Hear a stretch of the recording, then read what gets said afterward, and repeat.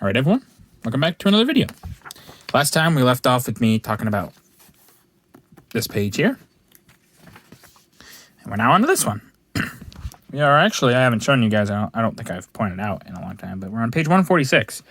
And this book is 500 some pages, so it's going to take me a while to get through this one, but I hope you guys enjoy this content. I'm glad to be doing this. It's fun. I'm glad to just be doing this. Dunkirk, little ships that did great work. May 27th to June 3rd, 1940. The Armada returns. Many of the boats used in the Dunkirk operation were manned by amateur crews and came from the Thames. It's the Thames, right? Yeah, the Thames. And coast towns of southeast England. A Thames boat firm acting as a clearinghouse collected small craft of all kinds, especially motorboats, from London's river. Many were sunk or damaged during the evacuation, but the majority returned, like those seen above, as they are being towed up the Thames back to their peace station to resume a calmer life as pleasure boats. Yeah, the British public is what helps get all these boys home. Without them, these boys would never have gotten home, and it is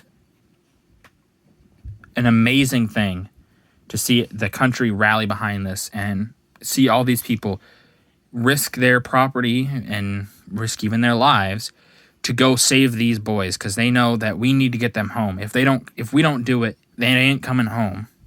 And that's what helped with, in like the last video I mentioned, the 20 or 30,000 what they originally thought would only be able to get back.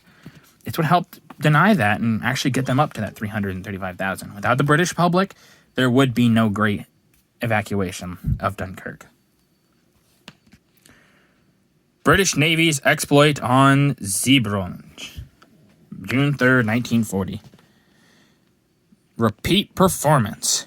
On June 3rd, the Royal Navy repeated an exploit of 1918 by sinking two cement-laden block ships, seen in the top picture.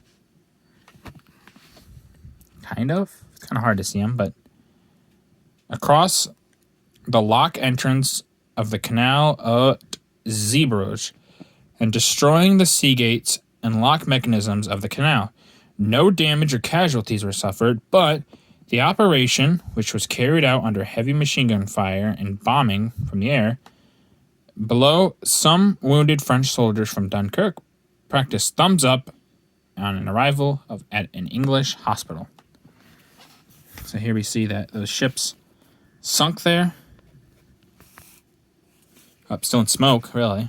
Now here we see these French boys going, glad to be here, and they're testing out their thumbs up, which I'm sure they thought was very comical. The No German Air Force raids Paris, June 3rd, 1940. Paris bombed from the air. The Germans sweep through France to the south. Sweep through France to the south was heralded on June 3rd by a severe air raid on Paris during the noon hour. About 300 planes,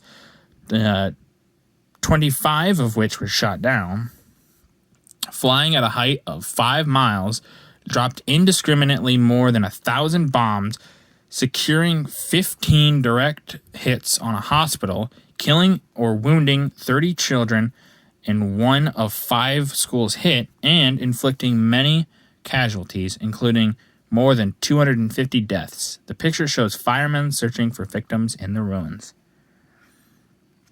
This would have been a nightmare for those firemen, because you're just doing what you can and there's fires everywhere. You're being overwhelmed. I'm sure it was a nightmare of a day. French artillery replies to German attack. June 1940. France's guns hit back. The French did all they could to slow down the German advance.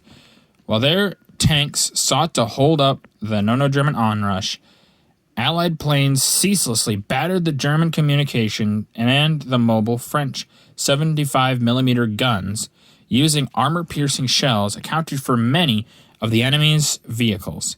Picture at the